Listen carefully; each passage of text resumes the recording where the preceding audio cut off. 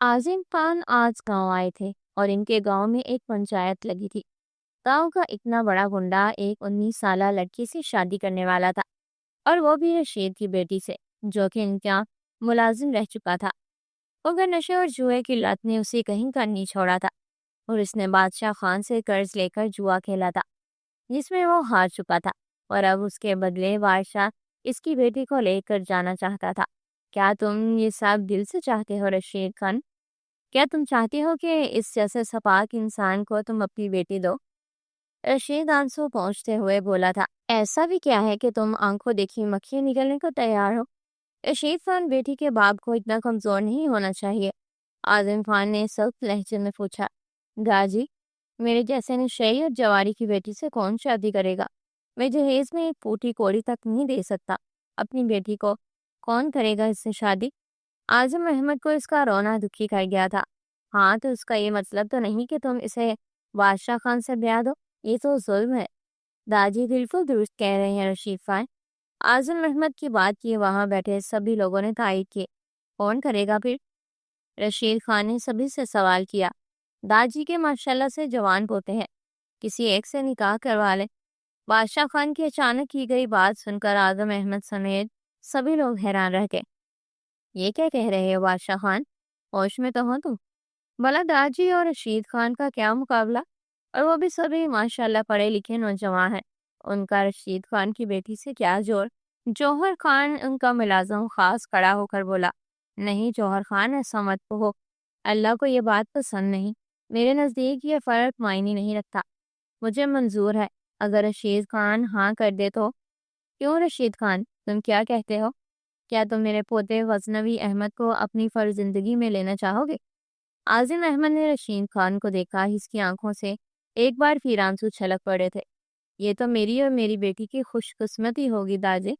मैं आपका ये एहसान सारी उम्र नहीं भूलूंगा। रशीद खान ने आजम अहमद के हाथ थामकर आंखों से लगा लिए। तो बस ठीक है, ये निकाह कल ही होगा। अकरम अली, तुम गजनवी को फोन करो और इसे कहो जल्द से जल्द गांव पहुंचे। नेक काम में देर नहीं होनी चाहिए। आजिम अहमद अपनी जगह से उठ खड़े हुए और अकरम अली से कहा। अकरम अली हाथ में फ़ोन लेकर फौरन बाहर चला गया। बाकी सब आजिम अहमद और रशीद खान को मुबारकबाद देने लगे, जबकि बादशाह खान इतना अच्छा मौका हाथ से ये जाने, ये अफसोस से हाथ मलता रह गया। और समझ रहा था कि आजम अहमद इसके लिए राजी नहीं होंगे तो पीछे वही रह जाएगा। फिर आजम अहमद के चले जाने के बाद वो रशीद खान को मना लेगा, मगर बाजी उल्टी हो गई थी। उसके हाथ कुछ नहीं आया था। दाजी ने वहीं बैठे बैठे गजनवी को फोन किया और अगले दिन गजनवी उनके पास था। खैरियत तो है ना दादी? गजनवी बगौर उनका जायजा लेते हुए बोला, हाँ हाँ बेटा, सब खैरियत है। तुम्हारा साथ चाहिए था, इसलिए तुम्हें बुला लिया। एक काम था, क्या तुम मेरी मदद करोगे? गजनवी ने देखा और वो इसे एतमाद भरी नजरों से देख रहे थे। दादी, ये भी कोई पूछने की बात है? आप हुक्म कीजिए। गजनवी ने उनका हाथ थामकर उन्हें अपने साथ का एहसास दिलाया। आज़िम अहमद मुस्कुरा दिए और फिर जो कुछ उन्होंने बताया वो इसके 14 तबक रोशन करने के लिए काफ़ी था। उनका फैसला इसे कबूल नहीं था, मगर उसके लिए इनकार करना भी बहुत मुश्किल था। वो इसके सामने सवाल रखकर अब उसके जवाब के लिए मुंतजिर निगाहों से इसे देख रहे थे। उसे समझ नहीं आया कि वो क्या जवाब दे, मगर इस तरह दागी वो सिर्फ इतना ही कह सका, गजनवी, मुझे पता है अचानक इतना बड़ा फैसला, वो भी तुम्हारी जिंदगी का, जो तुम्हारे लिए बहुत अहमियत रखता है, तुम्हारे लिए कबूल करना मुश्किल है। और मुझे भी कोई हक नहीं पहुंचता कि पहले तो मैं तुम्हारी मर्जी के खिलाफ कोई फैसला करूं और फिर तुम्हें पाबंद करूं। अगर तुम मान जाओगे तो मेरा मान रह जाएगा, और अगर तुम्हारी तरफ से इनकार है तो मैं तुम पे जबरदस्ती नहीं करूंगा। मेरे लिए जबान से ज्यादा तुम्हारी रजामंदी मायने रखती है। उन्होंने उसके कंधे पे हाथ रखा। दादी, मुझे मंजूर है। मेरे लिए आपकी जबान अहमियत रखती है। उसने एक पल के लिए उनकी आंखों में देखा था, जिनमें इल्तिजाओं का एक समंदर मौजूद था। उसे एक पल लगा फैसला करने में, और वह एक अनजान लड़की को अपनी जिंदगी में शामिल करने पर रजामंद हो गया था, जिसके नाम तक से वो अनजान था। उसके हाँ करने पे दादी के चेहरे पर जो खुशी दिखाई दी थी, उसे देखकर वो एक पल को अपनी खुशी भूल गया। उन्होंने इसे सीने से लगाया। मुझे फख्र है तुम पे। वो इसे कंधों से थामे मुस्कुरा रहे थे। फिर आनन फानन निकाह के इंतजाम किए गए। दादी ने रशीद खान को पैसे भी दिए ताकि वो बादशाह खान को दे दे और इससे कहा कि अगर वो चाहे तो थोड़े थोड़े करके ये पैसे मुंशी अहमद गुल को देता जाए और इसे ज़मीनों के काम करने के लिए भी रख दिया। रशीद खान के पास अल्फाज नहीं थे इनका शुक्रिया अदा करता। चले दादी, मैं गाड़ी में आपका इंतज़ार कर रहा हूँ, आप आ जाएं। निकाह के कुछ देर बाद जब सब मेहमान चले गए तो वो इनके पास आया। हाँ बेटा, वक्त पे निकलो, सफ़र लंबा है ताकि वक्त पे पहुंच जाओ। हाँ, गाय पहुंचते ही मुझे इतला दे देना। और इसे लेकर हवेली के अंदरूनी हिस्से की तरफ बढ़े। क्या मतलब दादी, क्या आप मेरे साथ नहीं जा रहे? वो चलते चलते रुक गया। नहीं बेटा, मैं अभी नहीं जा सकता, यहाँ कुछ काम है और मैं अभी कल ही तो मैं आया हूँ। फिर सफ़र की थकान की वजह से ज़मीनों पर भी नहीं जा सका, इसलिए अभी मैं यहीं रहूँगा। उन्होंने उसे इसके साथ मान जाने की वजह बताई। ठीक है दादी, फिर मैं निकलता हूँ। वो इनसे बगलगीर हुआ। शफीका बीबी, दुल्हन को लेके आओ, गजनवी जा रहा है। आजिम अहमद ने दरवाजे की चौखट पर खड़ी मुलाजमा से कहा। गजनवी, जो उनसे मिलकर जाने ही वाला था, उनकी बात सुनकर रुक गया। दादी, वो आपके साथ यहाँ रहे कुछ दिन, फिर जब आप आए तो साथ ले आइएगा। वो इनसे बोला। चेहरे के तासुरात नॉर्मल रखे थे, मगर अंदर ही अंदर नापसंदगी का जवार बाटा उभरने लगा था। नहीं बेटा, मैंने गर्मी बता दिया है, यह ईमान तुम्हारे साथ ही आएगी और तुम्हारी जिम्मेदारी है। और फिर हमें तो यहाँ कुछ वक्त लग जाएगा, वह सब इसके इंतजार में है। ईमान तुम्हारे साथ ही जाएगी। उन्होंने इसे तजब्बुब शिकार देकर समझाया। जी, मैं गाड़ी में। जी दादी, आपने बुलाया? वो बात कर ही रहा था कि अपने औकूफ से आती आवाज़ की सिमत मुड़ा।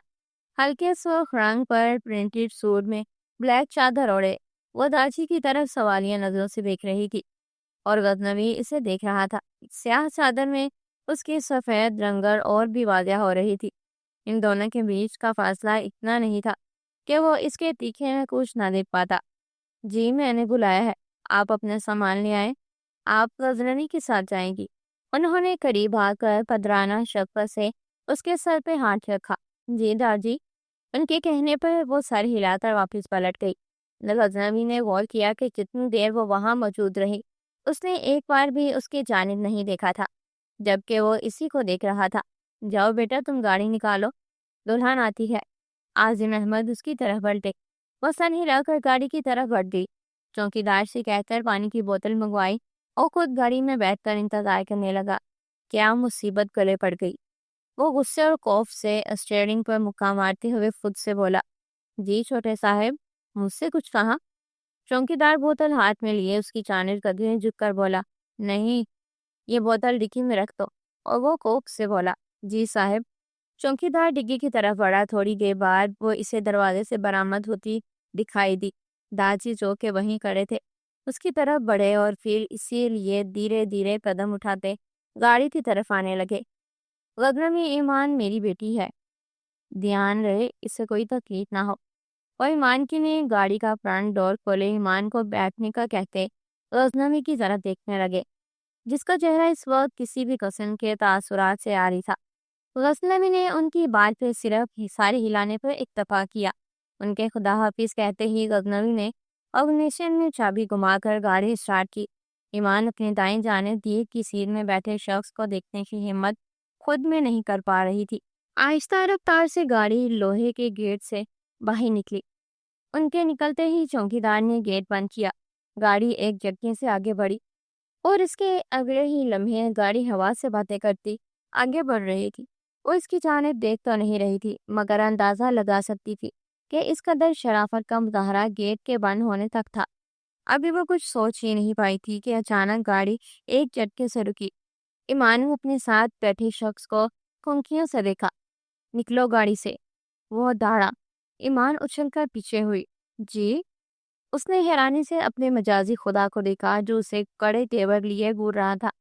खून चिलकाती आंखें ईमान की रीढ़ की हड्डी में सनसनाहट दौड़ा गई। वो वहीं जमी रही। क्या? जी जी। निकलो गाड़ी से और पीछे जाकर बैठो। गजनवी का जी चाहा एक लम्हा जाया किए बगैर उसे उठाकर बाहर फेंक दे। वो डीठ बनी रही, फटी फटी आंखों से उसे देखती। वो उसकी बात को समझने की कोशिश कर रही थी। वो इसे गाड़ी से निकलने को कह रहा था, उसे इतना ही समझ आ रहा था। اس کی آخری بات پہ اس نے دھیان ہی نہیں دیا تھا۔ ایمان کی بری آنکھیں پانیوں سے بھر گئی۔ غزنوی کا ہاتھ اسٹیئرنگ سے پھسلا تھا۔ سونا نہیں کیا؟ نکلو۔ اس بار آواز مدن تھی مگر الفاظ میں سختی موجود تھی۔ اس سے پہلے کہ اس کی آنکھیں چھلک پڑتی وہ فوراً گاڑی سے نکلی اور دروازہ بند کیے بغیر پچھلا دروازہ کھول کر بیٹھ گئی اور اتنی ہی تیزی سے اپنی چادر سے آنکھیں رگڑ لی۔ یہ کیا طریقہ ہے؟ غزنوی نے اس کی اس حرکت پر غصے سے اس کی طرف پلٹ کر دیکھا۔ لمبی لمبی خمدار پلکیں سوٹ چہرے پر سایہ فگن تھی۔ اس نے غصہ ضبط کرتے ہوئے دروازے کی طرف ہاتھ بڑھا کر دروازہ بند کیا۔ اب نہ جانے کب تک گلے میں پڑے اس زبردستی کے ڈول کو بجانا پڑے گا، بلند آواز میں کہتے ہوئے اس نے گاڑی سٹارٹ کی، یہ جانے بغیر کہ اس کے اتنے کیل بھرے الفاظ نے ایک نازک سے دل کو چھلنی کر دیا تھا۔ وہ جس رفتار سے گاڑی چلا رہا تھا اسے لگ رہا تھا کہ وہ کہیں اور پہنچے نہ پہنچے ہسپتال ضرور پہنچ جائے گی۔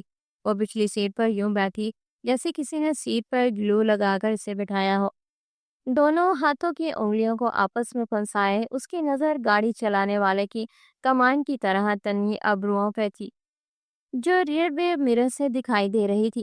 نہ بھی دکھائی دیتی تو گاڑی میں بیٹھنے سے پہلے ہی وہ اس شخص کے غصیلے انداز سے اس کی کٹھور طبیعت کا اندازہ لگا چکی تھی۔ اچانک سپیڈ بریکر کی وجہ سے گاڑی چل کر جھٹکے سے بند ہو گئی۔ وہ بھی اپنی جگہ سے کھسک گئی تھی۔ یا اللہ خیر! گاڑی کے رکنے پہ اس نے گھبرا کر اسے دیکھا۔ وہ دروازہ کھول کر جھٹکے سے باہر نکلا اور دروازہ بند کیے بغیر چہرے پر گلیشیا جیسے تاثرات لیے گاڑی کا بونٹ کھول کر اس کی نظروں سے اوجھل ہو گیا۔ وہ اپنی کالی شال جو بار بار دھلنے کی وجہ سے اپنی رنگت کھو چکی تھی بے وجہ ہی کھول کر ایک بار پھر سے اپنے گرد لپیٹنے لگی۔ سردی اتنی نہیں تھی مگر اسے بہت لگ رہی تھی۔ ہاتھ پیر ٹھنڈے برف ہو رہے تھے۔ یا اللہ، یہ تو وہی محاورہ ہو گیا کہ آسمان سے گرا کھجور میں اٹکا۔ اب مجھے اسے کانٹے دار کھجور کے درخت سے کون بچائے گا؟ آسمان سے زمین پہ آنے سے تو اس کھجور کے درخت نے بچا لیا تھا، مگر اب اس سے کیسے بچوں گی؟ وہ بونڈ پہ نظر جمائے سوچ رہی تھی جس کے پیچھے وہ نظروں سے اوجھل تھا۔ کچھ دیر بعد وہ تیزی سے اسے اپنی طرف آتا دکھائی دیا۔ یا اللہ، مجھے بچا لے۔ ایمان نے اسے کوڑے تیور لیے اپنی طرف آتا دیکھ کر آنکھیں سختی سے نیچ لی۔ جل نہیں جلال تو آئی بلا کو ٹال تو۔ آنکھیں بند کیے وہ دل ہی دل میں ویٹ کر رہی تھی کہ اسے ڈگی کھلنے کی آواز آئی۔ اس نے دائیں آنکھ کو ذرا سے کھول کر دیکھا، سامنے کوئی ہوتا تو دکھائی دیتا۔ آواز پیچھے سے آ رہی تھی۔ اس نے پیچھے مڑ کر دیکھا جہاں وہ شاید کچھ ڈھونڈنے کی کوشش کر رہا تھا۔ ڈگی بند کر کے وہ آگے آ گیا۔ شاید اسے اس کی مطلوبہ چیز مل چکی تھی۔ اس کے ہاتھ میں پانی کی بوتل تھی۔ ایک بار پھر وہ بونڈ کے پیچھے غائب ہو چکا تھا۔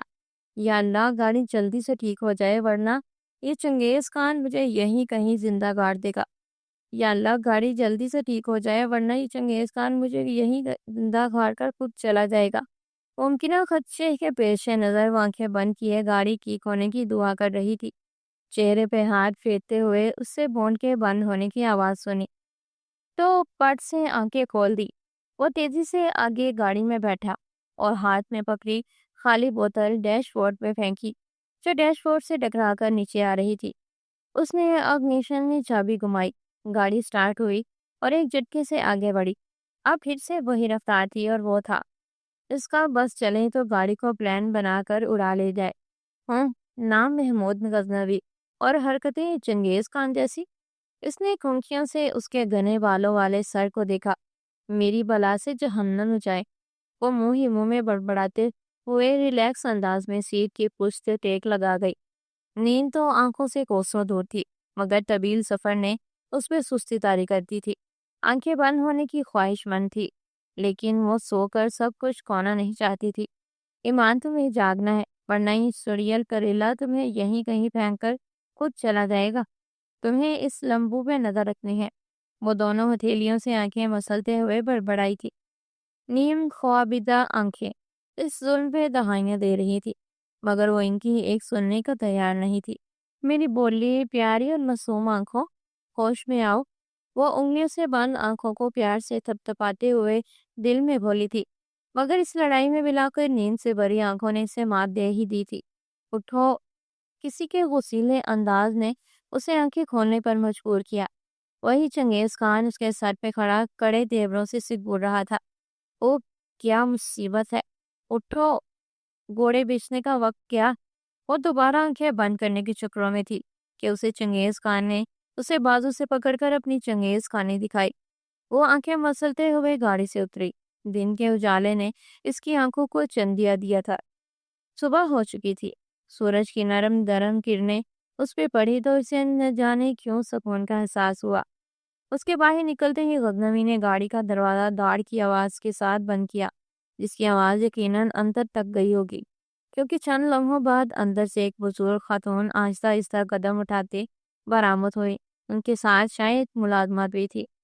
उसकी नजरें उन बुजुर्ग खातून पर थी कि अचानक उसके पैरों के करीब कोई चीज गिरी। वो डर कर एक कदम पीछे हुई। यह उसका छोटा सा सफरी बैग था। उसने खान जाने वाली नजरों से उसे चंगेज खान की पुश्त को घूरा और फिर झुककर अपना बैग उठा लिया। सामने देखा तो इन बुजुर्ग खातून के गले लगा हुआ था। अब वो बुजुर्ग खातून उसके करीब आ रही थी। वो अपना छोटा सा बैग सीने से लगाए वहीं खड़ी थी। अस्सलाम वालेकुम। उनके करीब आने पर उसने सलाम किया। वालेकुम अस्सलाम, जीती रहो। देखो शगुफ्ता, कैसी मोहनी सूरत है मेरे गजनवी की दुल्हन की। उन्होंने उसे साथ लगाकर सामने खड़ी शगुफ्ता से कहा। जी शाहगुल, बहुत प्यारी है माशाल्लाह। सूरज चांद की जोड़ी है, अल्लाह जोड़ी सलामत रखे।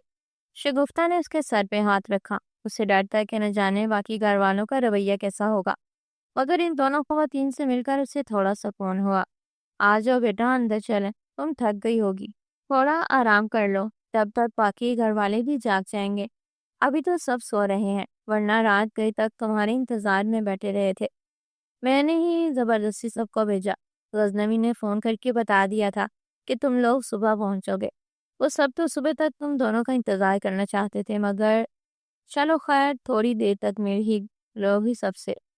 वो इसे साथ लिए एक कमरे की तरफ बढ़ी। लाउंज में दाखिल होते ही शगुफ्ता ने उससे उसका बैग ले लिया था। शगुफ्ता, तुम मेरे लिए और मेरी बेटी के लिए चाय बनाकर लाओ, नाश्ता हम बाकी सबके साथ करेंगे। कमरे में दाखिल होने से पहले शाहगुल ने शगुफ्ता से कहा। वो सर हिलाकर वहीं से पलट गई। वो दोनों कमरे में दाखिल हो गई। ये कमरा शायद उन्हीं का था। कमरा बहुत खुला और साफ सुथरा था। जरूरत की हर चीज वहां मौजूद थी। कमरे की डेकोरेशन में सादगी का खास ध्यान रखा गया था। तुम्हारे दादी आएंगे तो हम वलीमे का फंक्शन करेंगे। और ये गजनी तो देखो, वहां से कैसे भाग गया। शर्मा गया था मेरा बच्चा। तुम खफा मत हो ना, अचानक से ये सब हो गया ना, इसलिए ऐसा किया उसने, वरना तो मेरा बच्चा बहुत ख्याल रखने वाला है। वो इसके साथ ही ये सोफे तक आई और उसे बैठने का इशारा किया। वो शायद इस गिफ्ट को मिटाने के लिए उसके सामने ये सब कह रही थी, जो उन्होंने गजनवी को यूं वहां से जाने पर महसूस की थी। वो इसके पास बैठकर उसके घर वालों के बारे में पूछने लगी। थोड़ी देर बाद शगुफ्ता चाय लिए कमरे में दाखिल हुई। ट्रे उसने टेबल पे रखा और फिर बाहर से उसका सफरी बैग भी ले आई। एक कप गजनवी को भी दे आती। उन्होंने शगुफ्ता के हाथ से कप लेते हुए कहा। मैंने पूछा था, लेकिन कोई आवाज नहीं दी। शगुफ्ता ने कप ईमान की तरह बढ़ाते हुए उनसे कहा। हाँ, सो गया होगा, नींद का शदाई है। आखिरी जुमला उन्होंने ईमान को देखते हुए कहा और हंस दी। ईमान भी साह हिलाकर धीरे धीरे चाय की चुस्कियां लेने लगी। पहले तो इस दलदल से निकल जाने की खुशी ने उसे कुछ समझने नहीं दिया था। वो यही समझ रही थी कि अचानक से ये सब होने की वजह से वो गुस्से में है, मगर यहाँ आने के बाद के रवैये ने अब उसे परेशान कर दिया था। शाह गुलबी से बगौर देखते हुए गजनवी के मुतल्लिक ही सोच रही थी। इन्हें आजम अहमद लाजी ने फ़ोन पे सब बता दिया था कि किन हालात में उन्हें गजनवी और ईमान का निकाह करना पड़ा, और यह भी कि गजनवी इस निकाह के लिए राजी नहीं था। उन्होंने इसे इस निकाह के लिए मजबूर किया। उन्होंने उनसे कहा कि वो इनके खून बंद करने के बाद सब घर वालों को इकट्ठा करके उस निकाह के मुतालिक बताएं, और ये भी बताएं कि वो ईमान गजनवी के साथ ही आएगी। एक दो दिन में वो खुद भी वापस आ जाएंगे। कि वलीमे की तकरीब रखी जाएगी। ईमान बेटा, अगर नींद आ रही है तो आराम कर लो, उन्होंने इसकी सुर्ख आंखों को देखते हुए कहा। जी अच्छा। वो फौरन उठकर बेड पर सिमट गई। शाह गुल हुक्म की इस तामील पर मुस्कुरा दी थी। फिर दोबारा उसकी आंख खुली तो वही मुलाजमा उसे आवाज दे रही थी। کچھ دیر تو وہ اسے گھورتی رہی، پھر جب آنکھیں اس ماحول سے مانوس ہوئی تو اسے اندازہ ہوا کہ وہ اس وقت کہاں ہے۔ تم؟ اس نے دونوں ہاتھوں سے آنکھوں کو بچوں سے انداز میں رگڑتے ہوئے پوچھا۔ جی میں شگفتہ، شاہ گل کہہ رہے ہیں کہ آپ جلدی سے فریش ہو کر نیچے آ جائیں، وہاں سب ڈائننگ ہال میں آپ کا انتظار کر رہے ہیں۔ شگفتہ فل اسپیڈ میں بولی تھی۔ اس کی بات سن کر وہ سر ہلا کر رہ گئی۔ اور جی اٹھ بھی جائیں، میں نے آپ کے کپڑے واش روم میں لٹکا دیے ہیں۔ شگفتہ اسے سستی سے بیٹھے دیکھ اپنی چادر کا پلو مروڑتے ہوئے بولی تھی۔ اچھا نہ اٹھتی ہوں۔ وہ وقفے سے آتی ہے باسیوں کو ہاتھ سے روکتے ہوئے بیڈ سے اتر کر واش روم کی طرف بڑھ گئی۔ آپ نے تو کہا تھا کہ کپڑے واش روم میں لٹکائے ہیں، مگر یہاں تو میرے کپڑے نہیں ہیں۔ وہ واش روم کے دروازے میں کھڑی شگفتہ سے پوچھ رہی تھی۔ اوہو، کہرے میں آتی ہوں۔ وہ ماتھے پہ ہاتھ مارتی اس کے پاس آئی اور واش روم کی الماری میں سے اسے ڈریس نکال کر ایمان کی طرف بڑھایا۔ یہ تو میرا نہیں ہے۔ اس نے شاکنگ پنک کلر کے سادہ مگر خوبصورت ڈریس کی طرف ہاتھ بڑھانے سے اعتراض کیا۔ بی بی یہ آپ کا ہی ہے، شاہ گل نے دیا ہے مجھے، یہ آپ کو دے دیں۔ شگفتہ نے ڈریس اس کے ہاتھ میں دیا اور واش روم سے باہر نکل گئی۔ اس نے ایک نظر ہاتھ میں پکڑے لباس کو دیکھا اور پھر شگفتہ کو جو اس کے انتظار میں صوفے پر بیٹھ گئی تھی۔ تھوڑی دیر بعد وہ فریش ہو کر باہر آئی، ایک نظر آئینے میں خود پہ ڈالی۔ یوں لگ رہا تھا جیسے یہ لباس خاص اسی کے لیے بنایا گیا ہو۔ اس کی دودیا رنگت پہ لباس بہت اٹھ رہا تھا۔ اس نے کبھی اس قدر ڈارک کلر نہیں پہنا تھا۔ اس کے پاس تو گنتی کے 5 جوڑے تھے جنہیں وہ ساتھ لے آئی تھی، حالانکہ ان میں سے تو کچھ اپنی اصل رنگت میں بھی کھو چکے تھے۔ ایک تسلی بخش نظر اس نے اپنے عکس پہ ڈالی اور گیلے بالوں میں برش کرنے لگی۔ ماشاء اللہ جی، آپ تو بہت پیاری لگ رہی ہیں۔ شگفتہ اس کے پاس آ کر کھڑی ہوئی تو بہت شکریہ۔ اس نے مسکرا کر اس کا شکریہ ادا کیا اور گیلے بالوں کا ہی ہلکا سا جوڑا بنا کر کیچر لگا لیا۔ بیڈ پہ دھرا دوپٹہ اٹھا کر اچھے سے پھیلا کر اوڑھا۔ چلیں چلتے ہیں، سب انتظار کر رہے ہوں گے۔ شگفتہ دروازے کی طرف بڑھی مگر ایمان وہیں کھڑی رہی۔ وہ گھبراہٹ کا شکار ہو رہی تھی، مگر جانا تو تھا، آج نہیں تو کل سب کا سامنا کرنا ہی تھا۔ آپ رک کے گئی، چلے نا۔ شگفتہ نے دروازہ کھول کر پیچھے دیکھا تو وہیں کھڑی انگلیاں چٹکا رہی تھی۔ جی آ رہی ہوں۔ اس نے اچھے خاصے ٹھیک دوپٹے کو ایک بار پھر سر سے اچھے سے جمایا اور قدم بڑھائے۔ دھڑکتا دل لیے وہ شگفتہ کے پیچھے پیچھے ڈائننگ ہال میں داخل ہوئی تھی۔ جھکی نظروں کے باوجود وہ خود پہ اٹھتی نظروں کو محسوس کر رہی تھی۔ اٹھتے قدموں کے ساتھ ساتھ اس کی دھڑکن بھی تیز ہو رہی تھی۔ وہ دیکھو میری بیٹی بھی آ گئی۔ شاہ گل نے اسے آتے دیکھا تو میری بیٹی کہہ کر اس کا حوصلہ بڑھایا۔ وہ مسکراتے ہوئے ان کی طرف بڑھی۔ یہاں آؤ میرے پاس۔ انہوں نے اپنی قریبی کسی پہ ہاتھ رکھ کر بولا تھا۔ السلام علیکم۔ اس نے گھبراہٹ سے خشک پڑتے لبوں پہ زبان پھیری اور وہاں بیٹھے سبھی لوگوں کو سلام کیا۔ وہ سب اسے حیران نظروں اور مسکراتے لبوں سے دیکھ رہے تھے۔ وعلیکم السلام، سبھی نے ایک آواز میں اس کے سلام کا جواب دیا تھا۔ یہاں بیٹھو میرے پاس۔ شاہ گل نے اپنے پاس والی کرسی کے ہینڈل پہ ہاتھ رکھا۔ وہ دھیرے دھیرے چلتی ان کے پاس والی کرسی پر بیٹھ گئی تھی، جہاں سب کی حیران نظریں اسے کنفیوز کر رہی تھی۔ وہیں ان کے مسکراتے لبوں نے اسے کچھ حوصلہ بھی دیا تھا۔ اس وقت یہاں صرف گھر کے بڑے موجود تھے۔ سبھی نے مسکراتے ہوئے اسے خوش آمدید کہا تھا۔ پھر کچھ دیر بعد وہ سب ہی اس سے یوں باتیں کر رہے تھے جیسے وہ انہی کی فیملی کا حصہ ہو۔ خاص طور پر غزنوی کے والد اور والدہ اس سے بہت محبت سے پیش آ رہے تھے۔ شاہ گل نے بھی ان سب کے رویوں کو دیکھ کر خدا کا شکر ادا کیا۔ حالانکہ جب شمائلہ کو معلوم ہوا تھا وہ تو خاموش ہو گئی تھی، مگر اب ان کے چہرے کے سکون نے شاہ گل کو بھی پرسکون کر دیا تھا۔ شمائلہ بیگم کو یہ نازک سی موہنی صورت والی لڑکی بہت پسند آئی تھی۔ رات کو وہ غزنوی کے کمرے میں شفٹ ہو چکی تھی، مگر غزنوی کو اس بات پر بھی بہت غصہ تھا۔ اگلے دن سب لوگ بازار جانے والے کیونکہ گھر میں سہرش اور ہادی کی شادی رکھی گئی تھی، اور ملائکہ اسے بلانے آئی تو وہ صوفے پر بیٹھی تھی، اور ملائکہ نے جیسے ہی اسے بلایا تو وہ چونک گئی۔ ارے تمہیں تو بخار ہوا ہے، وہ بولی اور پھر اسے بیڈ پہ لٹا کر سب کو بتانے چلی گئی۔ کچھ دیر بعد سب آ چکے تھے۔ کیا ہوا بیٹا، طبیعت ٹھیک نہیں تو بتایا کیوں نہیں؟ شمائلہ بیگم نے آگے بڑھ کر اس کی پیشانی پہ ہاتھ رکھا جو بخار سے تپ رہا تھا۔ اسے تو بہت تیز بخار ہے۔ شمائلہ بیگم نے شاہ گل کی جانب دیکھا۔ عقیلہ بیگم ایمان کے قریب بیٹھ گئی۔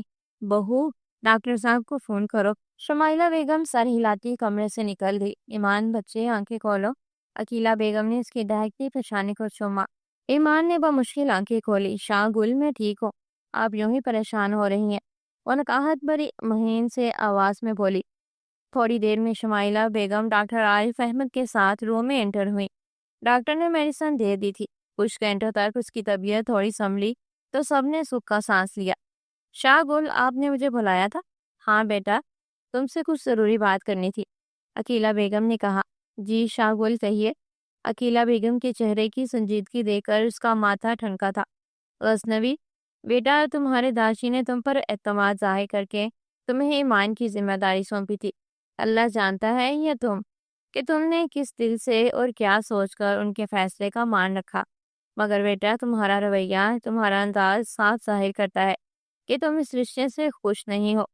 وہ ایک لمحے کو خاموش ہوئی۔ غزنوی کے چہرے پر بھی سنجیدگی کا خول چڑھ گیا تھا۔ نہیں شاہ گل، ایسا کچھ نہیں ہے، آپ کو یقیناً کوئی غلط فہمی ہوئی ہے۔ اس نے دادی اور اماں کے سامنے اپنا دفاع کرنا چاہا۔ اگر ایسی بات نہیں ہے تو ہمیں ایسا کیوں لگ رہا ہے کہ تم ایمان کی جانب سے لاپرواہ ہو، یا پھر ہمیں یہ جتانا چاہتی ہو کہ وہ تمہارے لیے اہمیت نہیں رکھتی؟ وہ خوش نہیں ہے، اور نہ ہی تم دونوں کے درمیان نو بیعت جوڑے جیسی کوئی بات ہے۔ عقیلہ بیگم اس کے چہرے کے پل پل بدلتے تاثرات دیکھ کر خاموش ہوئی۔ کیا ایسا آپ سے ایمان نے کہا ہے؟ اس کی آواز دھیمی مگر لہجہ سخت تھا۔ نہیں، وہ ہمیں کیا کہے گی، الٹا وہ تو تمہارے رویے پر پردہ ڈالتی ہے۔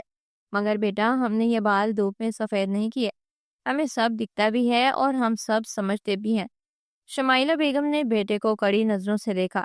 مگر امی، ایسی کوئی بات نہیں ہے۔ غزنوی نے اپنے اندر اٹھتے غصے کو دبوچا۔ تمہاری بیوی رات سے بخار کی شدت سے تکلیف میں تھی اور تم نے ہمیں بتایا تک نہیں، یا پھر تم نے جان بوجھ کر اگنور کیا؟ مجھے پتا تھا کہ اس کی طبیعت ناساز تھی۔ میں نے باہر نکلتے ہوئے سوچا تھا کہ آپ کو کہوں گا کہ ڈاکٹر عارف کو بلوا لے، مگر میں نیچے آیا تو دماغ سے نکل گیا۔ غزنوی نے جلدی سے جھوٹ کا سہارا لیا۔ واہ بیٹا، کمال ہے، یہ تربیت کی ہے میں نے تمہاری۔ شمائلہ بیگم نے اسے آڑے ہاتھوں لیا۔ امی، میں سچ کہہ رہا ہوں، میں نے ایمان سے بھی کہا تھا کہ اگر اس کی طبیعت زیادہ خراب ہے تو میں ڈاکٹر کو بلا لاتا ہوں، مگر اس نے یہ کہہ کر مجھے روک دیا کہ وہ کچھ دیر آرام کرے گی تو ٹھیک ہو جائے گی۔ آپ پوچھ لیں اس سے۔ وہ دونوں اسے دیکھ رہی تھی کہ اتنے میں ایمان کمرے میں داخل ہوئی۔ لے آ گئی آپ کی بہو بیگم، پوچھ لیں اس سے۔ وہ نظریں ایمان کے چہرے پہ جمائے اس کے قریب آیا۔ ارے بیٹا، تم کیوں آ گئی، آرام کرتی۔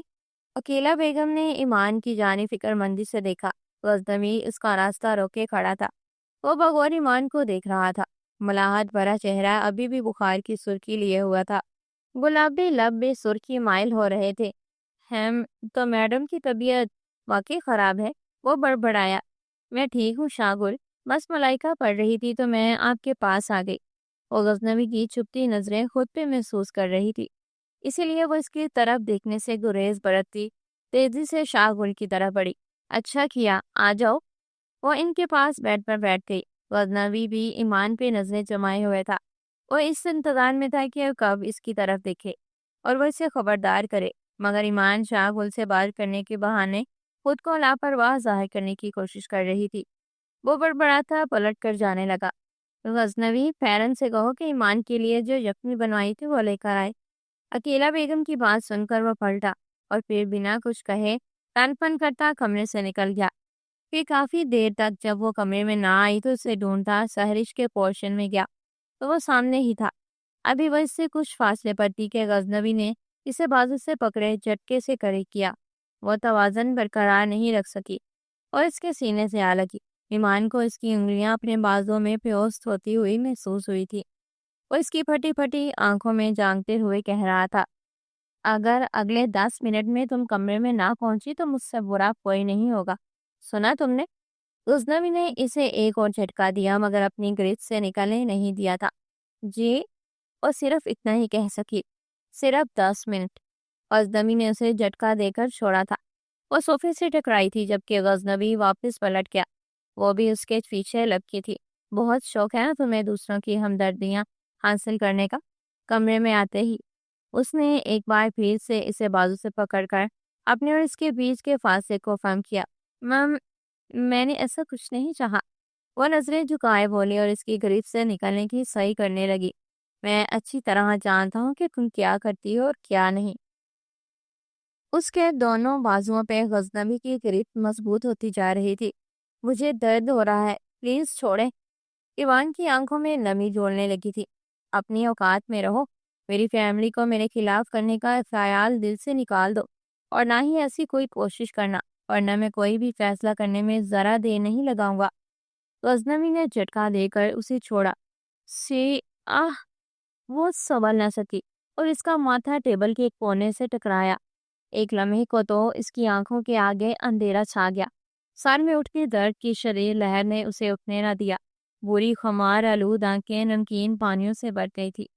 ایک پل کو تو غزنوی کا دل بھی برے نینوں میں ڈوب گیا تھا، مگر اگلے ہی پل دماغ کی سختی نے دل کی نرمی کو نگل لیا۔ اس نے بغیر اس کی پرواہ کیے لائٹ آف کی اور بستر پر دراز ہو گیا۔ کمرے میں گپ اندھیرا تھا۔ تیزی سے بہتے آنسوؤں نے چہرہ تر کر دیا تھا۔ اسے کچھ بھی دکھائی نہیں دے رہا تھا۔ تھوڑی دیر بعد آنکھیں اندھیرے سے کچھ مانوس ہوئی تو وہ ٹیبل کے سہارے اٹھی اور سوفے پر کشن سیدھا کر کے خاموشی سے لیٹ گئی۔ کمرہ اس کی ہلکی ہلکی سسکیوں سے گونج رہا تھا، مگر غزنوی اس کی مدھم سسکیاں سننے کے باوجود کان بند کیے لیٹا رہا۔ رات دھیرے دھیرے بیتی جا رہی تھی۔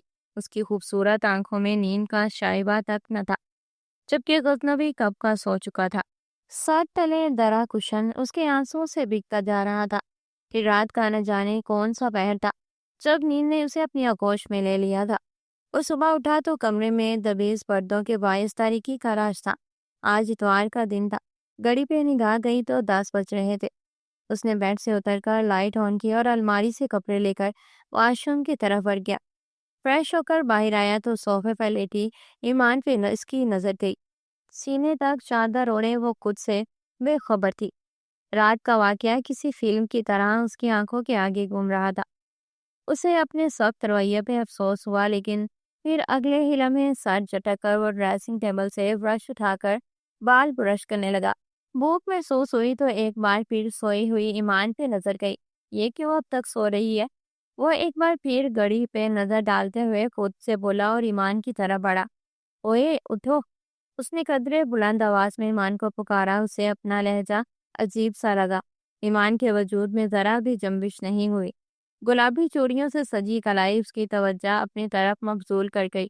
اسے یاد آیا کہ وہ جس رنگ کا لباس زیب تن کرتی تھی، اسی رنگ کی چوڑیاں بھی اس کی کلائیوں میں سجی رہتی تھی۔ وہ چوڑیوں پہ نظر جمائے سوچ رہا تھا کہ کل ایمان نے جامنی رنگ کی چوڑیاں پہنی تھی، اس سے پہلے سرخ، اس سے پہلے بلیک اور اس سے پہلے آسمانی رنگ کی۔ لا حول ولا قوت! اس نے فوراً سر جھٹکا۔ اسے خود پہ حیرانی ہوئی تھی کہ وہ بے خبری میں اسے نوٹ کر رہا تھا۔ اب اس کی نظریں ایمان کے چہرے کا طواف کر رہی تھی۔ سوجی آنکھیں رات بھر خود پہ گزری تکلیف کی کہانی بیان کر رہی تھی۔ گلابی ہونٹ سرخی مائل تھے۔ غزنوی نے کچھ سوچ کر اس کے ماتھے کو ہلکے سے چھوا جو تپ رہا تھا۔ ایمان! غزنوی نے ایک بار پھر اسے پکارا تھا، مگر اس کے سوئے وجود میں کوئی حرکت نہیں ہوئی۔ لمبی خمدار پلکیں بے حرکت تھی اور بخار کی حدت سے رخسار بھی سرخ ہو رہے تھے۔ ایمان! غزنوی اس پہ جھکا، اس کا بازو ہلا رہا تھا۔ ایمان کو بازو پہ ہلکا سا دباؤ محسوس ہوا تو اس نے فوراً آنکھیں کھول دی۔ اس نے دیکھا غزنوی اس پہ جھکا اسے بغور دیکھ رہا تھا۔ پہلے تو ایمان اسے یوں دیکھ کر حیران ہوئی اور پھر اگلے ہی لمحے پریشان۔ وہ فوراً اٹھ کر پیچھے ہوئی، کرتی سے نیچے گرا دوپٹہ اٹھا کر اوڑھا، مگر دوسری جانب تو کوئی اور ہی معاملہ تھا۔ غزنوی کی نظریں اس کی خاندار پلکوں میں اٹک گئی تھی۔ وہ بول گیا تھا کہ اس وقت وہ کہاں موجود تھا اور کیا کر رہا تھا۔ ایمان سے یوں محو انداز میں خود پہ نظریں گاڑے دیکھا تو نظروں کا رخ پھیر گئی۔ غزنوی کا دل چاہا کہ وہ اس کی اٹھتی گرتی پلکوں کو چھو کر محسوس کرے، مگر ایمان کی نگاہیں پھیر لینے سے جیسے وہ ہوش میں آ کر فوراً سیدھا ہوا۔ اس دوران کمرے میں صرف چوڑیوں کی کھنک کی آواز تھی۔ تمہیں بخار ہے؟ تم وہاں بیڈ پر لیٹ جاؤ، میں تمہارے لیے میڈیسن لے کر آتا ہوں۔ وہ دھیرے سے کہتا کمرے سے نکل گیا۔ ایمان نے اس کی جانے کے بعد اس کی ہدایت پر فوراً عمل کیا۔ وہ نہیں چاہتی تھی کہ شمائلہ بیگم یا عقیلہ بیگم میں سے کوئی بھی اسے اس طرح صوفے پر لیٹا دکھے۔ پچھلی بار تو وہ بے چینی کا بہانہ بنا کر خود کو ملائکہ کے سوالات سے بچا گئی تھی، مگر اس بار وہ ان سے کوئی بہانہ نہیں بنا پائے گی، اور اوپر سے غزنوی کا غصہ، اس لیے وہ خاموشی سے اس کی ہدایت پر عمل کرتی سر تک کمبل اوڑے ہوئی تھی۔ تھوڑی دیر بعد اسے دروازہ کھلنے اور بند ہونے کی آواز آئی۔ ایمان بی بی؟ شگفتہ کی آواز سن کر اس نے کمبل سے کھایا۔ شگفتہ ہاتھ میں ٹرے لیے اس کے قریب کھڑی تھی۔ وہ اٹھ کر بیٹھی۔ ہائے بی بی جی، آپ کی آنکھیں تو بڑی سوجی ہوئی ہیں، کیا ساری رات روتی رہی ہیں باجی؟ شگفتہ نے ٹرے سائڈ ٹیبل پر رکھی اور اس کا معائنہ کرتے ہوئے بولی، طبیعت خراب رہی ساری رات، بخار کی وجہ سے ٹھیک سے سو نہیں سکی۔ وہ سوجے پپوٹوں کو انگلیوں سے دباتے ہوئے بولی، پر آپ تو شاہ گل کے ساتھ مظفر صاحب کی طرف گئی تھی، یہاں کب آئیں؟ کیا صبح صبح آئی ہیں؟ وہ اس کا سوتا سوتا چہرہ بغور دیکھ رہی تھی۔ ایمان سے کوئی جواب نہیں بن پڑا۔ تمہیں میں نے یہاں دوا دینے بھیجا تھا یا انٹرویو لینے؟ غزنوی کی آواز پہ دونوں نے دروازے کی جانب دیکھا۔ وہ کھا جانے والی نظروں سے شگفتہ کو دیکھ رہا تھا۔ اسے شگفتہ کی ٹو لینے والی عادت کا علم تھا۔ وہ جی میں تو بس یوں ہی۔ اس نے پلٹ کر ٹرے ایمان کے قریب رکھا۔ چلو نکلو یہاں سے اور ناشتہ لاؤ میرے لیے۔ وہ صوفے کی طرف بڑھا۔ شگفتہ فوراً کمرے سے نکلی۔ اس کے جانے کے بعد وہ صوفے سے اٹھ کر اس کے پاس آیا، جبکہ وہ نظریں جھکائے سلائس ہاتھ میں پکڑے کھا رہی تھی۔ اس میں غزنوی کی طرف دیکھنے کی ہمت نہیں تھی۔ جلدی سے ناشتہ کرو اور پھر یہ میڈیسن لے لینا۔ وہ پلٹ تو گیا تھا مگر ایمان مسلسل اس کی نگاہیں خود پہ محسوس کر رہی تھی۔ جب تک اس کا ناشتہ نہیں آیا وہ اس کا مطالعہ کرنے میں مصروف رہا۔ تھوڑی دیر بعد شگفتہ اس کا ناشتہ لے آئی تو وہ ناشتہ کرنے میں مصروف ہو گیا۔ وہ دوا کھا کر لیٹ گئی تھی اور ایک بار کے سے کمبل سر تک تان گئی۔ 2 دن گزر چکے تھے اور اس کی طبیعت اب ٹھیک تھی اور اس نے شادی کی شاپنگ بھی کر لی تھی۔ شادی کی شاپنگ تقریباً سبھی کی مکمل ہو چکی تھی۔ اگلے ہفتے سے شادی کا باقاعدہ آغاز ہو جانا تھا۔ کچھ کپڑے تیار ہو چکے تھے اور کچھ ابھی ٹیلر کے پاس تھے۔ اس وقت وہ الماری میں استری شدہ کپڑے لٹکا رہی تھی کہ کوئی دروازہ کھول کر تیزی سے اندر آیا اور اس کے پیچھے آ کھڑا ہوا۔ غزنوی کے لباس سے اٹھتی اس کی مخصوص خوشبو نے اسے اپنے گھیرے میں لیا، جبکہ وہ بنا کچھ کہے خاموشی سے اس کے پیچھے کھڑا تھا۔ ایمان اس کے یوں اپنے پیچھے کھڑے ہونے پر بھول گئی تھی کہ وہ کیا کام کر رہی تھی۔ کرنا کچھ چاہتی تھی اور ہو کچھ ہو رہا تھا۔ پلٹ کر دیکھنے کی ہمت اس میں نہیں تھی۔ پھر جب وہ یوں ہی اس کے پیچھے کھڑا رہا تو اس نے ہمت چٹکے بغیر مڑے کوچ ہی لیا۔ کوئی کام تھا؟ تم سے مجھے کیا کام ہو سکتا ہے؟ وہ نہایت ہی سنجیدگی سے بولا۔ وہ سر ہلا کر واپس سے اپنے کام میں مصروف ہو گئی۔ غزنوی اس کی گھبراہٹ صاف محسوس کر سکتا تھا۔ وہ اس کے اس قدر قریب کھڑا تھا کہ اگر وہ پلٹتی تو اس سے ٹکرا جاتی، اور اوپر سے الماری کے دونوں پٹ کھلے ہونے کی وجہ سے وہ سائڈ سے نکل بھی نہیں سکتی تھی۔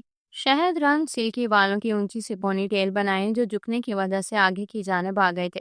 سراہی دار سفید گردن سے لپٹے بال، براؤن رنگ کے کپڑوں میں ملبوس اور لباس کے ہم رنگ کھن کی چوڑیاں، سارے کیل کانٹوں سے لیس، وہ اس کے لیے کڑا امتحان ثابت ہو رہی تھی۔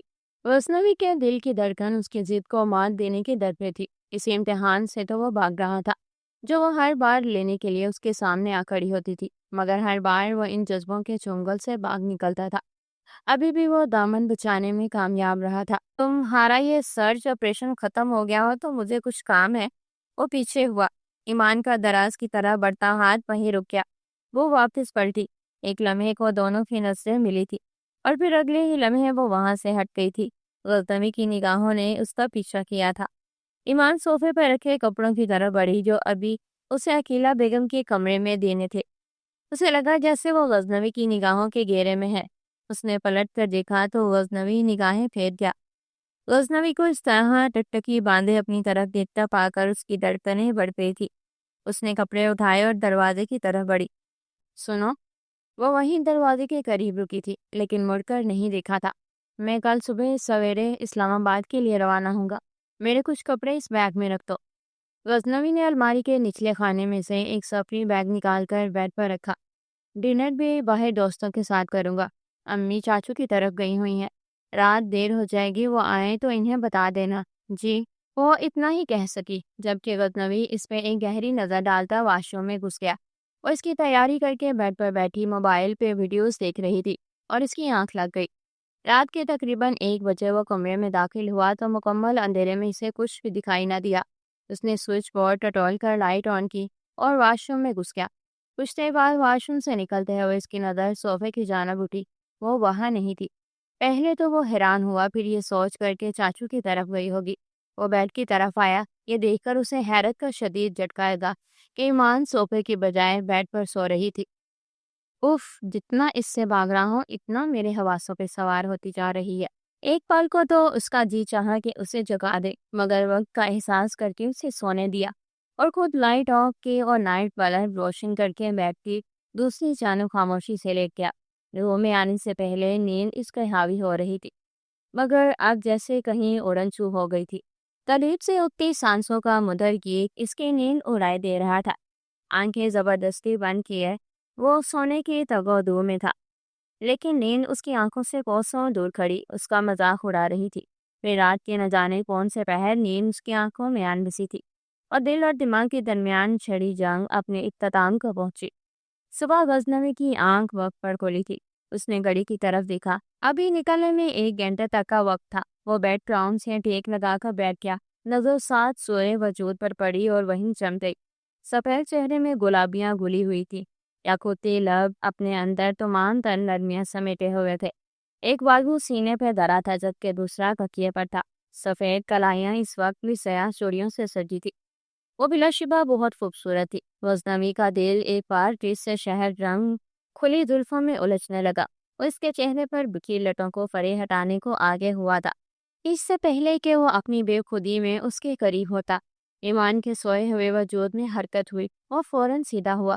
میں کیوں اتنا کمزور ہو رہا ہوں کہ ایک نازک سی لڑکی میرے حواس سلب کیے دے رہی ہے؟ وہ خود سے سوال کرتا ہے بیڈ سے نیچے اتر آیا، الماری سے کپڑے لیے اور فریش ہونے کی غرض سے واش روم کی طرف بڑھ گیا۔ آدھے گھنٹے کے شاور نے اس کی طبیعت کو ہلکا پھلکا کر دیا تھا۔ ڈریسنگ ٹیبل کے سامنے کھڑے بال برش کرتے کرتے اس کی نظر ایک مرتبہ پھر آئینے میں دکھتے وجود پر پڑی۔ وہ اسی انداز میں سوئی ہوئی تھی۔ میں ہار نہیں سکتا، غزنوی نے سر جھٹک کر کہا۔ سپری بیگ اٹھا کر کمرے سے نکل گیا۔ جب سے سو کر اٹھی تھی یہ خیال ہی اسے چین لینے نہیں دے رہا تھا کہ ساری رات وہ اس بیڈ پہ سوئی رہی جس کا مالک اسے اپنے سامنے دیکھ کر فوراً ہی منہ پھیر لیتا تھا۔ ایک لفظ بات کرنا تو دور، وہ اس کی جانب دیکھتا بھی نہیں تھا۔ آج سحری شورہادی کی مایوں کی رسم تھی۔ گھر میں مہمانوں کی آمد شروع ہو چکی تھی۔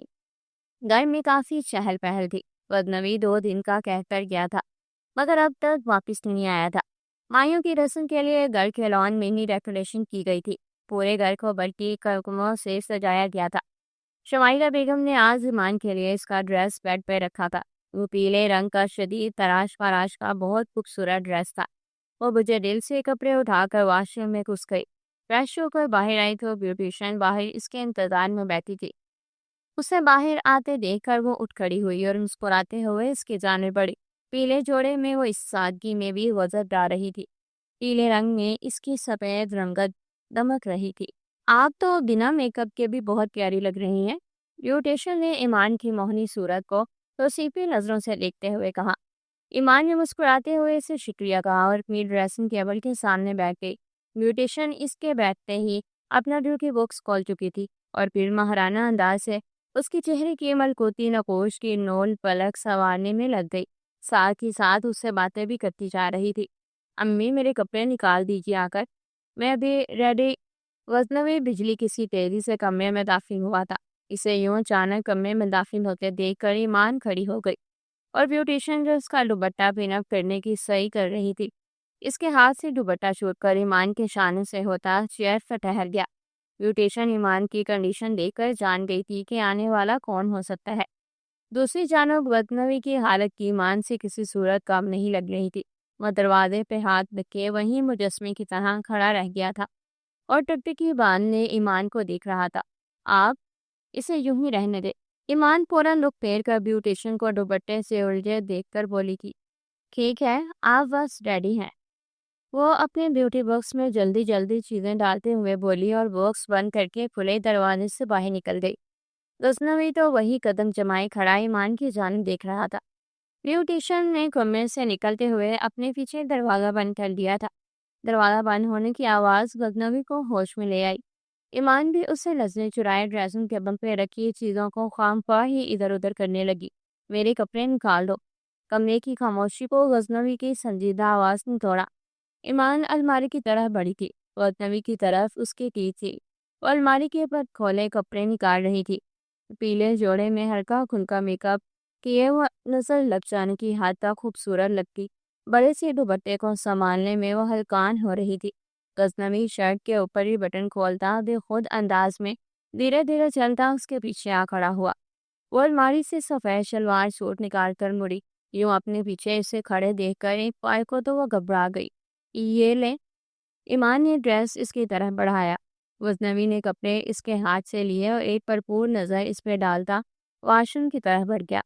गजनवी के सामने से हट जाने से उसका कब का रुका हुआ सांस बहाल हुआ और जैसे इसे देख रहा था ईमान का दम अटका हुआ था। ईमान को वो पहले से बहुत बदला बदला सा लगा। पहले वो इसकी जानिब देखता तक ना था, मगर अब उसकी आंखें कुछ और कह रही थी और अंदाज कुछ और। उसकी बोलती आंखें ईमान को अपने आर पार होती महसूस होती थी।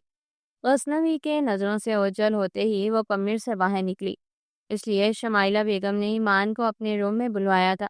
उन्होंने इसके लिए वलीमे की मुनासबत से ड्रेस ले रखा था, जो अभी तक उन्होंने इसे दिया नहीं था। वो कमरे में आई तो वो इसी का इंतज़ार कर रही थी। वो अंदर आई तो उन्होंने इसे अपने पास बुलाया। वो आहिस्ता आहिस्ता कदम उठाती उनके पास आकर बैठ गई। इस वक्त वो रूम में अकेली थी। उन्होंने ड्रेस उसके सामने रखा तो वो गुमसुम अंदाज में इस अरूसी जोड़े को देखने लगी। उसने आंखों में फैलती नमी को पीछे धकेला और जोड़ा उठाकर बाहर आ गई। फिर ब्यूटिशियन के तैयार करने के बाद आईने में खुद को देखने लगी। ये रंग और ये रूप, ये दिलकश अंदाज उसे कोई खुशी नहीं दे रहा थे। वो आईने से नजर हटाती सोफे की जानब आई थी। मां की याद ने उसे मजीद गमगीन किया था और बाग से मिलने के लिए दिल मचलने लगा था। वो एक गहरी सांस खारिज करती बैठ गई। वो शादी खत्म होने के फौरन बाद दागी से कहेगी कि इसे कुछ दिनों के लिए गांव भेज दें। वो सोफे के पुश्ते टेक लगाकर आंखें मौन गई। इसी दौरान दरवाजे पे दस्तक हुई। उसने आंखें खोलकर बंद दरवाजे को देखा। किसी ने नाक को घुमाया, मगर दरवाजा अंदर से लॉक था, इसलिए एक बार फिर दस्तक की गई। कौन? उसने वहीं बैठे बैठे बुलंद आवाज में पूछा। दरवाजा खोलिए मलका आलिया। गजनवी की तंजिया आवाज सुनाई दी तो वह घबरा कर उठ खड़ी हुई, लेकिन दरवाजे की तरफ बढ़ने की हिम्मत ना हुई। आज की तारीख में ये दरवाजा खुल जाएगा या नहीं? गजनवी की आवाज एक बार फिर इसके कानों से टकराई थी। आपके लहजे में संजीदगी नुमाया थी। माँ ने आगे बढ़कर दरवाजा खोल दिया। बहुत शुक्रिया मलका आ। ईमान को देखकर बाकी के अल्फाज उसके मुंह में ही रह गए। ईमान इसे खुद को यूं घूरते देख फौरन सोफे की तरफ बढ़ गई। जादूगरनी। वो मुंह ही मुंह में बड़बड़ाता उससे कतरा कर अलमारी की जाना बढ़ गया। अब इसकी जानिब नहीं देखना गजनवी अहमद, जादूगरनी है ये। वो अलमारी के पट खोले अपनी मतलूबा चीज दरियाफ्त करने लगा, मगर वह भूल गया था कि वो क्या लेने आया था। चीज़ों को उलट पुलट करते इसे खुद पे गुस्सा आने लगा था। क्या ढूंढ रहे हैं? वो पीछे खड़े इससे पूछ रही थी। गजनवी को अपने औकब से खुशबुओं का रेला खुद पे छाता महसूस हुआ। वो फौरन सीधा हुआ। पीछे हटो। गजनवी ने बढ़ाकर गुस्से से उसकी जानिब देखा। वो फौरन पीछे हटी। मैं तो आपकी मदद के लिए आई थी। ईमान के लहजे से वादे था कि उसे गजनवी का अंदाज पसंद नहीं आया था। वो पलट कर जाने लगी। पलट कर जाते हुए ईमान की नज़र बेड के साइड टेबल पर पड़े मोबाइल पर पड़ी। उसने गजनवी की जानिब देखा जो दराज खोले इसमें कुछ टटोल रहा था। वो फोन की तरफ बढ़ी। उसने खामोशी से फोन उठाया और मैक्सी संभालती वापस गजनवी के पास आई। ये रहा आपका फोन। वो कदरे बुलंद आवाज में बोली और मोबाइल इसकी तरफ बढ़ाया। दराज पे कुछ ढूंढते गजनवी के हाथ थम गए और इसे याद आया कि वो रूम में मोबाइल लेने की गर्ज से आया था। ये ख्याल आते ही इसका खुद पे मजीद गुस्सा बढ़ने लगा। यानी इस पे ईमान का वजूद इस कदर असरअंदाज हो रहा था कि वो जो चीज़ लेने आया था वही इसके दिमाग से निकल ही गई थी। और फिर ऊपर से बहुत याद करने पर भी उसे याद नहीं आ रहा था कि वो रूम में क्या लेने आया था। उसने इतनी तेज आवाज़ के साथ अलमारी के पट बंद किए कि वो बिदक कर पीछे हटी। उसने कुछ लम्हे तो वसीली नज़रों से ईमान को देखा और फिर झपट कर मोबाइल उसके हाथ से खींच लिया। मेरी चीज़ों को हाथ मत लगाया करो। وہ بہت ہی بدتمیزی سے کہتا کمرے سے نکل گیا، جبکہ وہ حیران پریشان کھڑی اس کے اتنے غصے میں آ جانے کا سبب سوچ رہی تھی۔ روم میں آنے سے پہلے تو اس کے لہجے میں غصے کا شائبہ تک نہ تھا، پھر اچانک ایسا کیا ہوا؟ اب تو اسے غدنوی کے رویے سے چڑ ہونے لگی تھی۔ وہ مسلسل اس کی عزت نفس پہ پچوکے لگا رہا تھا۔ اب وہ سوچ رہی تھی کہ ایک بار گاؤں چلی جائے تو واپس نہیں آئے گی۔ وہ وہیں بیڈ پہ بیٹھ گئی۔ تھوڑی دیر بعد شمائلہ بیگم سے لینے آ گئی تھی۔ کمرے سے لان تک کے راستے میں انہوں نے اسے بتایا کہ تمام مہمان بڑی شدت سے اس کے منتظر ہیں۔ جب وہ لان کی انٹرنس پہ پہنچی جسے پھولوں سے سجایا گیا تھا، وہ سبھی اس کی طرف دوڑائیں۔ تم لوگ بابی کو لے کر آؤ۔ وہ ان کے حوالے کر کے خود عقیلہ بیگم کی طرف بڑھ گئی۔ وہ سبھی اس کے اعتراف ہو گئی۔ ایمان ان کی سنگت میں اسٹیج کی جانب قدم بڑھائے۔ سبھی مہمانوں کی ستائش بھری نظریں اس پر ٹکی ہوئی تھی۔ وہ دونوں اسٹیج پر آئے تو سب نے باری باری آ کر ان کے ساتھ تصویریں بنائیں۔ ولیمے سے فارغ ہونے کے بعد وہ لوگ گھر پہنچے۔ اس نے آتے ہی دادا جان سے اپنے گاؤں جانے کی بات کی اور غزنوی اس کی بات پر چونک سا گیا۔ غزنوی بیٹا، آپ ایمان بیٹی کو ان کے گاؤں چھوڑ آئیے گا۔ داجی نے کہا، سوری داجی، مجھے بزنس کے سلسلے میں اسلام آباد جانا ہے تو میرے پاس اتنا ٹائم نہیں ہے۔ فی الحال 2 ہفتوں کے بعد جب فارغ ہونا تب لے جاؤں گا، وہ اطمینان سے بولا۔ اس کے بعد پھر وہ چپ چاپ وہاں سے چلی گئی۔ یہ کیا طریقہ ہے غزنوی؟ اگر اس کا دن چاہ رہا ہے تو جانے دو نا، اور چھوڑ کر آنا ہے لازمی تم نے۔ داجی کے حکم پر وہ جنجلا سا گیا تھا۔ وہ غصے سے اٹھ کر کمرے میں آیا۔ اگر تمہیں جانا ہی تھا تو مجھ سے نہیں کہہ سکتی تھی، جا کے داجی سے پوچھنا ضروری تھا، اور تمہیں ان کی نہیں میری اجازت درکار ہے۔ تم میری اجازت کے ساتھ جاؤ گی اور میں نہیں چاہتا کہ تم جاؤ تو نہیں جاؤ۔ وہ تڑک کر بولا، کیوں؟ آپ کیوں نہیں چاہتے؟ اس نے اپنی سہرانہ آنکھوں سے اسے دیکھتے ہوئے پوچھا۔ کیونکہ میں نہیں چاہتا تو بس نہیں چاہتا، وہ اطمینان سے بولتا پلٹنے لگا۔ مگر میرا دل چاہ رہا ہے ان سے ملنے کو، وہ میری ماں باپ ہے، وہ آہستہ سے بولی۔ وہ ماں باپ جنہوں نے اپنے قرض کے بدلے تمہیں 4 گنا زیادہ عمر کے بندے سے بیاہنے کا سوچا تھا، وہ طنزیہ انداز میں بولا۔ وہ ان کی مجبوری تھی اور آپ ان کے بارے میں اس طرح بات نہیں کر سکتے، وہ غصے میں بولی۔ اب تم مجھ سے اس طرح بات کرو گی؟ وہ اسے معنی خیز انداز میں دیکھتے ہوئے بولا تو وہ کچلنے لگی۔ ٹھیک ہے، کل صبح تیار رہنا، ڈرائیور کے ساتھ بھیج دوں گا اور پھر میں خود لینے آؤں گا۔ گاؤں آئے آج سے 4تھا دن تھا۔ اس دن کے بعد وہ دوبارہ اپنے گھر نہیں گئی تھی، لیکن اگلے دن رشید خان سے ملنے حویلی آیا تھا۔ پھر اسی رات ایمان کے بہت اصرار پر وہ رات وہیں حویلی میں رہا۔ وہ تو اگلے دن بھی اسے روکنا چاہتی تھی، مگر رشید خان کام کا بہانہ کر کے چلا گیا تھا۔ کرنے کو کچھ خاص کام نہیں تھے، بس کچن میں شفیقہ کی تھوڑی مدد کر دی تھی۔ حالانکہ ایک بندے کا کام ہی کتنا ہونا تھا، پھر بھی شفیقہ کے لاکھ منع کرنے کے باوجود وہ اس کے ساتھ حویلی کے دیگر کاموں میں بھی لگی رہتی۔ شفیقہ وہاں اکلوتی ملازمہ نہیں تھی، دوسری 2 ملازمائیں چھٹی پر تھی۔ تم رہنے دو، چائے میں خود بنا لوں گی۔ شفیقہ نے اسے کچن میں آتا دیکھ کر اس کے لیے چائے بنانے لگی تھی کہ اس نے منع کر دیا۔ بی بی، میں بنا دیتی ہوں۔ شفیقہ نے ساس پین میں نل سے پانی لیتے ہوئے اس کو طرف دیکھا۔ تم باقی کام دیکھ لو، لاؤ۔ ایمان نے اس کے ہاتھ سے ساس پین لے لیا۔ جی ٹھیک ہے۔ شفیقہ کچن سے نکل گئی۔ اس نے اپنے لیے چائے بنائی اور کپ لیے حویلی کی کسی جانب بنے لان میں آ گئی۔ شام کا وقت قریب تھا۔ ہلکی ہلکی ہوا نے موسم کو کافی حد تک خوشگوار کر دیا تھا۔ وہ دھیرے دھیرے چلتے پھولوں کی بار کے پاس بنے سنگی بینچ پر آ بیٹھی۔ لان کے دائیں جانب بیرونی دیوار کے ساتھ بڑے بڑے پتھروں کو چھوڑ کر آبشاب کی طرز کا فوارہ بنایا گیا تھا، جس سے پانی ایک تسلسل سے بہہ رہا تھا۔ پانی بہنے کی آواز نے خاموشی میں ایک ہلکا سا شور پیدا کر رکھا تھا۔ یہاں کا سکون اسے اپنے اندر تک اترتا محسوس ہوا۔ جو بے قراری اور بے چینی وہ اپنے ساتھ لائی تھی، اب اس کی جگہ سکون نے لے لی تھی۔ چائے ختم ہوئی تو کپ وہیں بینچ پر رکھتی وہ فوارے کے پاس آ گئی اور وہیں بیٹھ گئی۔ اب اس کا ہاتھ پانی میں دائیں سے بائیں لہریں بنا رہا تھا۔ کیا ہو رہا ہے؟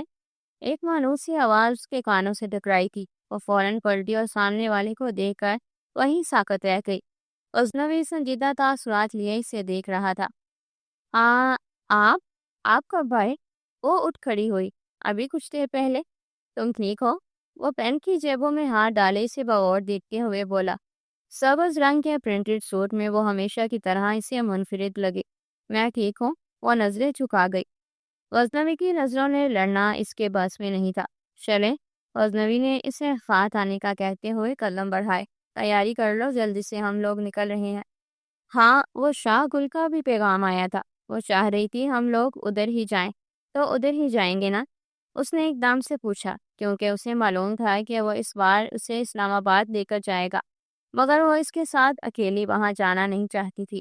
میری بات ہو گئی ہے اور میں نے انہیں منع کر دیا ہے، کیونکہ ابھی میں نے اسلام آباد میں اپنا کام ختم نہیں کیا۔ جیسے ہی کام ختم ہوگا پھر چلیں گے، وہ بولتا اور رک کر اس کی جانب مڑا۔ لیکن وہ رکی۔ تم کیا؟ غزنوی نے اس قدر سنجیدگی سے پوچھا کہ وہ آگے کچھ بول ہی نہ سکی۔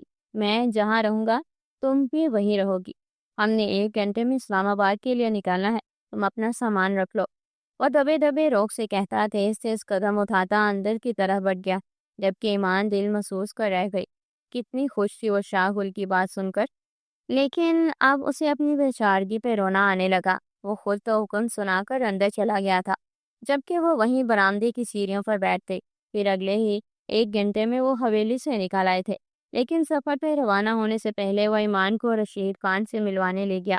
رشید خان غزنوی کو دیکھ کر بہت خوش ہوا تھا۔ کچھ دیر وہاں گزار کر وہ نکل آئے تھے۔ غزنوی نہایت سنجیدگی سے ڈرائیو کر رہا تھا، ساتھ ہی بیٹھے ہی ایمان بھی خاموشی کے سارے ریکارڈ توڑ بیٹھی تھی، مگر دل ہی دل میں وہ غزنوی کو خوب صلاحیتیں سنا رہی تھی۔